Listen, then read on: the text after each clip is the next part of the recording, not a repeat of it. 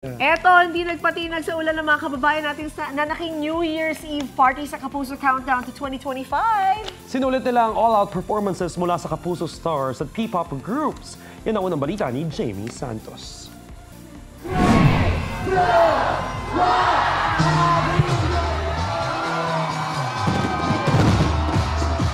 Pagsapit ng alas 12 ng hating gabi, makulay na fireworks display ang dumagdag sa makulay na pagsalubong sa 2025.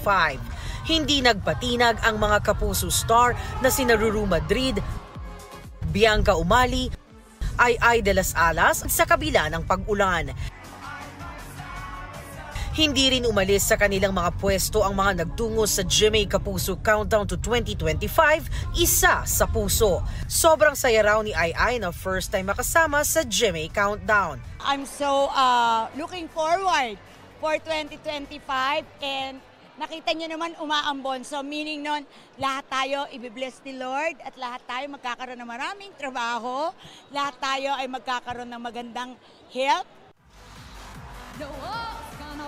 Taon-taon na raw sinasalubong ni Isabel Ortega ang bagong taon na working at performing para sa mga Kapuso. Salamat na salamat po sa pag-celebrate ng New Year, of course, with us.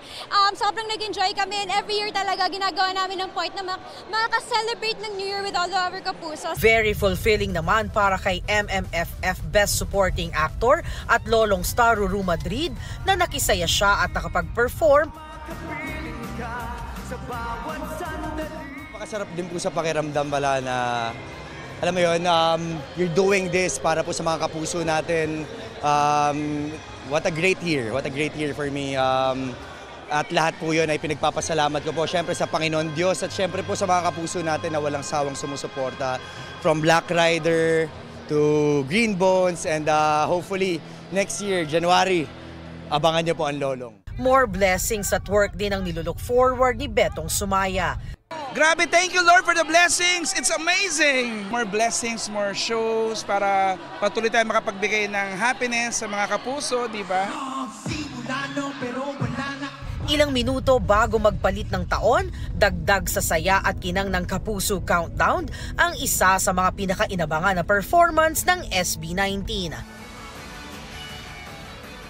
Kabilang din sa mga Kapuso star na nagtanghal ng mga pasabog na performance ay sina Julian San Jose, Raver Cruz, Christian Bautista, Sania Lopez at Kailin Alcantara. Rain or shine, hindi natinag ang mga piniling sa Pasay salubungin ang kanilang bagong taon. Marami sa kanila maaga pa lang pumila na para makakuha ng magandang pwesto at parang kitang-kita raw nila ang kanilang mga favorite GMA stars. Tag-ilsan ka pa? Filia Rizal po.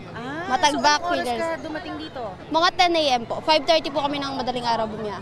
As a student, syempre po, balik eskwela, stress na naman. So ito po yung stress reliever namin. Kasi po andito po yung mga idol ko. Sino ba ang iyong pinakakaabangan? SB19 po. Sinong favorite? Si Ken po. So anong feeling pag makikita na sila mamaya? Masaya po.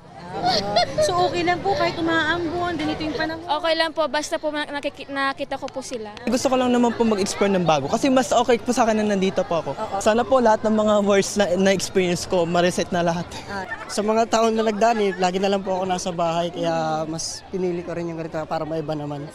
Para po ma-experience nila lang sa ibang lugar. Mahigpit na seguridad ang ipinatupad sa palibot ng venue. Isa-isang sumailalim sa inspeksyon ang mga bag na ipinapasok. Bukod sa security ng mall, katuwang din nila ang GMA Security sa pagpapatupad ng kaayusan ng GMA Countdown to 2025. May PNP personnel din na nakadeploy sa venue at sa palibot ng mall.